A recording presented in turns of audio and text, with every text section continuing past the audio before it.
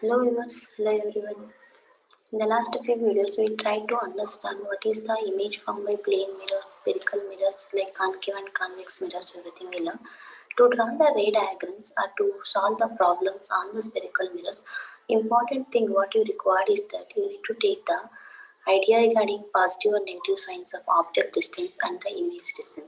And object height and image height, these are the four factors. We'll just record object distance represented as u, image distance represented as v, and object height h naught and image height hi. To take all these four, or we need to measure sometimes focal length or radius of curvature, or to measure all these things what we require sign convention. Suppose you want to find x. Let us imagine x-axis, this is the origin. Origin we can take it as x comma y has 0 comma 0 at the origin, right children? What is what? From the origin we are going to count 1, 2, 3, how many distance object is traveled along x-axis and along y-axis. So from origin is the starting point from where you are going to take our observations or reading. Similarly, in the physics also, while solving the problem, these are some parameters required to solve the problems, where u, v, h naught, hi, f and r, where u is object distance, okay, u is what it is, a object distance, and image distance, like it is the image distance, and object height, image height, focal length and radius of curvature. So all the things are, we need to, these are the some parameters. So these parameters, whether they are positive, negative for different kind of mirror, so this and all we are going to understand by taking the origin or coordinate system. That is what we call new Cartesian sign convention for spherical mirrors. For the spherical mirrors, we always choose origin as a pole. Here the pole acts like a origin. Here children, the pole will be act like a origin. From where this side is the positive x-axis and this side positive x, and this side we take it as a negative x. Like here no positive x, this side negative x, minus 1, minus 2, minus 3, like that. And if you go up it is plus 1, plus 2, right? Like this we're going to take. When you go down, minus 1, minus 2, minus 3, like number line how we are going to take, no? Is similarly like that exactly. But here instead of origin we take it as a pole as an origin, from where we're going to take our observation. If you go, suppose incident ray, okay, this light ray, always we need to place object in front of the mirror, okay, always we need to place this is the front and this is the back. Always we need to place the mirror left or front of the mirror, and where pole we taken as a origin. Now distances to the right of the origin, the positive x-axis, this side, this is the right side, imagine this is the left side. So right side distances we're going to take as a positive. Suppose here you image will form, okay, when you place object here, image going to form here, then that condition you will take the image as a positive, where focal image distance from pole to the image, what we can as a image distance, okay, whatever the distances we're going to take from the pole to right side, what is called as a positive. From the pole to the left side, here object distance you can see it is a positive u, no, it is u actually. This is going to take as a negative because it's the left side. Or one more way, or along the direction of incident ray, okay, the ray will going to incident where like this direction. So along the direction of incident ray is positive, that means light ray will go like this, so it is a positive direction. Opposite to the direction of incident ray we take it as a negative. Clear children? And the any readings we want to take above the principal axis, okay, any readings we are going to take above the principal axis. Suppose this is the principal axis, right? This is what we consider as the x-axis, the zero axis, where the pole is 0. If you take distances above 1, 2, 3, 4, like that, above they are a positive, and if you want to take the readings below, they are negative. In case of inverted image, suppose you take a concave mirror, if you place the object at the center of curvature, where you will get image is also at center of curvature, same height. In this condition you will take height of the image as negative, okay, negative of height of the object, okay, your height of the object, this is height of object, height of image is the same but in a negative sense, because where we are going to take it as a negative here, right? So this is a negative. So clear children, how you going to take the sign convention? Let us take one condition example. Concave mirror we taken, where pole we take it as origin, so focus and the center of curvature. When you place object, okay, imagine I am placing the object between pole and the focus. When object is between pole. Okay, pole and focus. You know children very well already. See, if you don't remember, please go back and watch my video. We made how the image formed by concave mirrors we made. In that, please go and watch. This table is there. There you're going to understand this. Okay, when you place object very very closer to the mirror, that means this concave mirror, what happen, image will be formed behind the mirror. Okay, image will be formed behind the mirror at an enlarged size. In this condition, this is the object, right children? This is the object and this is the image will form here. Okay, this is the image will form. In that condition, see where image, this object will place at between this, and you will get image behind the sea. Okay, we will get image behind the mirror, you will get the image. In this condition, how to take the sign convention? So object distance means what, here to here. Okay, object distance is u and image distance we're going to mark it as a v. Okay, image distance we're going to mark it as v. Here object distance is u. Object distance u is what, negative. From pole to opposite, the incident ray going to incident in this direction, but we need to take always from pole to the how much, pole to how much it is, so that negative. So object distance is negative here, and image distance, see image is from here, no? So image distance is along the direction of incident ray, that to right side we're going to take it as a v is a positive here. Clear children? And focal length you want to take now, focal length f is negative because it is a left side is there. Okay, if you just consider it as a sphere, where is the center of curvature and focus? Here is the center of curvature, so radius of curvature is also negative and focus is also negative. Only here image distance is positive in case of concave ray, that to last condition. Suppose you will take object at the same, like when you take at the center of curvature only, in this condition, object distance, image distance, focal length, radius of curvature, all are negative only. Clear children? So like that, the sign conventions are helpful while you are going to solve the problems. Next we are going to understand the mirror rule in the mirror formula. Based on there you are going to use the sign convention to solve the problem. Okay children? Just a few. Yeah. See, mirror formula, what we learned sign convention, we're going to use here to calculate the focal length, or you want to calculate the image distance. Suppose you keep the object, okay, you keep the object 2 centimeters from the mirror, where image going to form, okay, where image going to form. That when the focal length of the mirror is 5 centimeter, like that our radius of the mirror is 10 centimeter, because focal length is twice of the, okay, radius of curvature twice of the focal length. So if radius of curvature is given as 5, then radius of curvature, sorry, focal length is 5, then radius curvature double of that. You know this relation, right? R is equals to 2f. Okay, using this, if they give any one, you can to find other thing. And same time, if they give an object distance, u is equals to 2, and you are going to find how to find the image distance. So in that condition, this mirror formula helps us lot. Okay, to find the where image going to form. Suppose we want object is of this distance, so image you, where you going to image you get. Suppose where you, we don't required image at this position, where you need to place the object, or suppose we required an image of this much enlarged size, where you need to place the object, what is the height of the object you need to take. If is the height of the object is this much, then what distance you need to take, you need to get the this kind of images. So all these problems we are going to understand by taking the mirror formula. So mirror formula is a formula which gives a relation between, okay, it's nothing but relation between object distance, okay, object distance u, image distance v, focal length f, and radius of curvature r. If you provided, we can do that also. Okay, because using this relation f is equals to what children?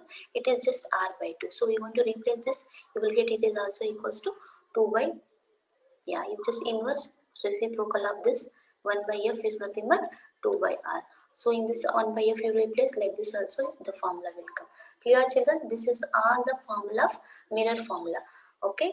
In case of mirror formula, what you will get? Object distance, image distance, focal length, and radius of curvature relation. So for convex mirrors, what is a convex mirror? You know, right children? This is the convex mirror. In case of convex mirror, wherever you place object is at infinity, image will be formed at focus. See, in case of convex mirror, you're going to imagine like a sphere. So where the center will present, children? Center will be present here, no? So focus will be present at the same time. Center and focus, that means radius of curvature and center of curvature, they will be at the opposite plus side, and this is a negative side, right? Right side will be present. They are a right side. You learn the so far sign convention. They will be present right side. What will happen? They are a positive. So radius of curvature and the focal length. Focal length is distance between focus to the pole and distance between pole to the center of curvature. They are positive. Okay, and only we will place object always left only. We need to place object always left. That is why you place somewhere your object, so object distance is left side of the mirror. So this is a negative, and focal length and radius of curvature for convex mirror, they are positive only. Right children, this is negative and this are both positive. Suppose you will take concave mirror. Okay, let us imagine concave mirror. If you place so this is a pole and center way, if you're going to extend like this is spherical sphere. Okay, we're going to extend like a sphere. What will happen? Where your object will going to form, you place object in front only, so object distance will be left side. Okay, from pole to the object, this is the object, this is the pole, so this is the object distance from pole to the object, so it is always left side, so it is negative only. And then if you take image will be formed, inverted image will be formed, enlarged image will form, same size image will be formed. You are learned this in only one condition. When you place very close to the mirror, that time only we can see enlarged image, that was virtual. That means in the last condition the image will be opposite side. So that means here what image distance is positive. Okay, positive V, because it is a right side. Or remaining all this condition it is negative. That means image distance is both positive and negative also possible in concave mirrors. And the next, focal length. Focal length, this is always see focal, this is sphere. You're going to imagine this sphere. Where is the center? Center will be present left side only. So focus also, half of it is also negative only. I hope this is clear, children. What we understood so far? Okay, clear. If you have any doubt, just pause it and just watch it. Yeah. See now, what is the magnification first of all? Okay, try to understand the word. What is the meaning by magnification? Magnification is how much you can able to zoom image and you can see, and how clearly you are going to get the image. That is why we are going to use the magnification. Here, magnification is nothing but height of the image. Okay, height of the image by height of the object we are going to take. Okay, height of the image by height of the object is nothing but a magnification. Suppose you have a concave mirror. When you place object very close, like dentist, what they will use, a dentist, they're going to use a concave mirror to want to see the enlarged image. Okay, they want to see enlarged image. Or in case of say shaving mirrors and all, suppose you place object here, you will get the image at enlarged manner in the opposite side of the mirror. So this condition you can see here, height of the image is this and this is the height of the object. Okay, have you observed height of the image and height of the object? Here height of the image is more compared to height of the object. That is why in case of the concave mirrors, what you will get, a concave mirror, the height of the image is this bigger number. Let us take this is 4 and this is 2. Now you divide it as example 4 by 2, how much you will get, children? It is 2. So 2 is definitely more than 1 only, it will be greater than 1. So in case of concave mirror, you will get magnification is always greater than 1. Okay, so the bigger image is bigger than the object, so you will get magnification is greater than 1 for concave mirror. This is for concave mirrors. Okay, in case of convex, okay, let us take in case of convex mirrors. In case of convex mirror, what you will see, you can see reflection area is inwards, sorry, coating area is inwards and reflecting area is outwards. So whatever you can place object, somewhere you will place object at infinity, where you will get image will be get at focus in a very small point size, or you place object at some distance, again you will get image in before pole and the focus, you will get the two very smaller size. So in case of convex mirror, height of the object is larger. Okay, this is larger greater than the height of the image. So let us take this is a 4 now. This you will get image size, you will get only 2. So now you take magnification formula, height of the image by height of the object. So height of the image is how much here? Height of the image is 2. You can observe here height of the image is 2. Height of the object is 4. Now what we will get it is 1 by 2 is the answer. So 1 by 2 magnification for convex mirror will get 1 by 2. It is less than 1, right children? Half, or we can take 0.5. Definitely it is less than 1. So from this what you understood, for convex mirrors you will get a smaller size object, that is this is for convex mirrors. Okay, magnification is less than 1. And for plane mirror, you observe the plane mirror here. Okay, whatever the object height or object size is there, same amount of size image also. It won't be increase or it won't be decrease. Suppose it is a 2 centimeter height, it will also come 2 centimeters only. So if you calculate magnification now, height of the image by height of the object, you will get 2 by 2. So it will always equals to 1. So you will get magnification here is 1 only. This is for plane mirror. Are you clear children? This is for you want to get the enlarged image. So you will go for the enlarged image concave mirrors. You want to get a diminished image but you want to cover more field of view. That time you go for convex mirrors. You want to see the same size with the virtual mirror, then you will go for plane mirrors. Okay, this is the different type. If M is positive, then image is virtual and erect. So you can see here, this is a virtual image positive, this is a virtual image, and this is a erect image. And if M is negative, then image is real and inverted. In case of concave, you can see image is real and inverted when it is formed. Suppose object is placed at between C and F, you can see image will be formed behind. Okay, okay. In that condition, you can see real and inverted images. Okay, children. I hope this is clear. If not, once again see properly. Okay, so for we understood what is the reflection of light in case of mirrors, everything. Now we'll try to understand the important topic of this chapter, that is refraction of light. What is the third property? That is, we understood no, rectilinear property of light, reflection of light, and refraction of light. When I starting, I explained you what is a refraction of light. This is nothing but some phenomenon of bending of light when it is traveled from one medium to another medium. This is what we call refraction of light. That is what, let us take an air medium. Appears air is there, from air medium to water medium. This is a, imagine water medium. When light enter from air medium to water medium, it appears to bend. That is why you put any coin in the below the water, it appears to come up a little actually. Okay, that is all because of refraction of light. So refraction, remember the bending of light. When light travels from one medium to another medium, that is what we call refraction of light. So laws of refraction of light, there are two laws are there. Why it will going to bend? First of all, because speed of light going to decreases when it is enter from optically denser medium. Okay, when it is coming from optically rarer to optically denser, the speed of light going to decrease, because I already told you, if there is a more traffic, what happen, your speed going to decrease, like that totally. Optically rarer means less number of particle, optically denser means there is a more number of particle. That is why here gap is there, so particle easily travel here with the high speed. When it is enter to denser, it because of more traffic, the speed going to decrease. That is why light appears to bend when it is traveled from one medium to another medium. Suppose it is going from denser to rarer, it will increase the speed and it will go out fastly. It is come rarer to denser, then speed going to decrease. Okay, now let us understand this refraction by using the two laws of refraction of light. First is law of refraction. The incident ray, normal refracted ray are lies in the same plane. Suppose you will take this one. This is medium 1,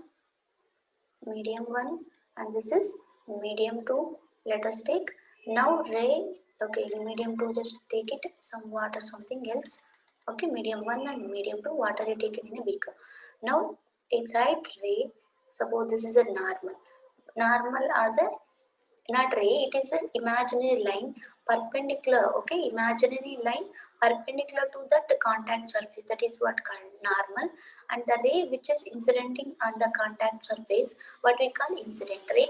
And the ray which will after reflection, what will happen children, the ray will going to transmit or refract. This is what we call refracted ray. Okay, this is the refracted ray. Instead of going in this path, because of the speed changes, no, the ray going to refract like this. Okay, here you can observe incident ray, normal, refracted ray all lies in the same plane. This is the first law of reflection regarding the rays. And second law regarding the angles is incident angle, the normal to the incident ray, what we call angle of incidence, and the normal, okay, and normal to the refracted ray we call angle of refraction. So angle of incidence and angle of refraction, where sine of angle of incidence to the sine of angle of refraction are always constant. This is what the Snell's law also, and this is the second law of refraction or Snell's law. Okay, children, what it indicate? Sine I by sine R is equals to constant. This is the second law of refraction regarding angles. Sine of angles will take, and here we are going to take only rays. I hope this is clear. And this constant we are going to take it as a mu, refractive index mu. Sine I by sine R is equals to mu, where mu is a refractive index. Or we also represent this as sin I is equals to refractive index times the sin R. Okay, this is the one more way we are going to represent the refraction, second law of refraction. I hope this is clear, children.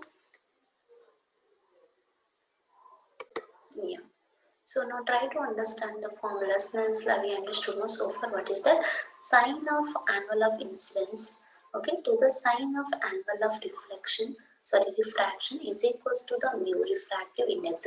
That constant is refractive index. Meaning of that refractive index is it is an ability. Okay, refractive index of a medium gives the indication of light bending ability. How much light going to bend when it is entered from one medium to another medium. Suppose it is coming from air to the water, it will going to bend towards the normal or away from the normal. This is a normal, no? When light is coming incident like this is a two normal, extending of normal. So towards the normal is like this. It is away from the normal, it will go like this. So when light will go towards the normal or away from the normal depends on the refractive index of the medium. Okay, children. So how it will depend? Let us learn. So N21 indicates refractive index of second medium with respect to first medium is given by speed of light in medium 1 by speed of light in medium 2. That is V1 by V2. Clear, children? N21 meaning that speed of light in medium 1 by speed of light in medium 2. Either it is decreasing or increasing, we will just calculate based on the formula. But N21 formula is V1 by V2. Similarly, N12 refractive of first medium with respect to second is given by mu2 by speed of light in second, V2 by V1. And Nm, the speed of light index, the relative refractive index we call. So relative refractive index is given by speed of light in air by speed of light in the given medium. That is from air to any medium. Suppose in this condition, we'll just take mu m. That is relative refractive speed of c by n we're going to take. Instead of mu, we'll call the symbol for a book sake or typing purpose easily. N we're going to take instead of mu. So both are same here. Children, so where N21 is the refractive index of medium 2 with respect to 1. So first what we get, no, that medium with respect to the another dash. Okay, here we can take 2 with respect to 1 means we can write 2 with second one, or 1 with respect to 2 we can write, we have to write 1 2. So clear, children? N21 indicates V1 by V2. 1 2 indicates V2 by V1. So remember these formulas and this formula. This is what about refractive index of the medium. Let us see the refractive index of some different materials, how it will come. You can compare here refractive index of the different mediums actually. Yeah. See here air, which will have high refractive index and low refractive index. You can observe here. Here the air will have very less refractive index and materials, and you can observe here the diamond. Diamond have the highest refractive index. Okay, the air and the diamond you can observe which will have more refractive. That means more ability to bend the light. Okay, diamond will have more ability to bend light because it has the highest refractive index. And you can compare in ice, water, alcohol, kerosene. Okay, kerosene 1.44, diamond you can observe ruby, rubber, dense, faint glass or carbon. Okay, all these are having a different. We're going to use the glass, faint glass. Okay, 1.65 have the refractive index. Okay, many you going to use, but you see the table crown glass here 1.5 to refractive. While solving problems, no, all these values will going to use, children. Clear? Okay. Thank you all. Thanks for watching this videos and thanks for supporting me to continue these videos. Okay, in the next session we're going to understand how the refraction taking place by spherical lenses. What is lenses and how which are the different types of the lenses? What is the ray diagrams of lenses? Okay, all these terms we will understand in next class. Thanks for watching.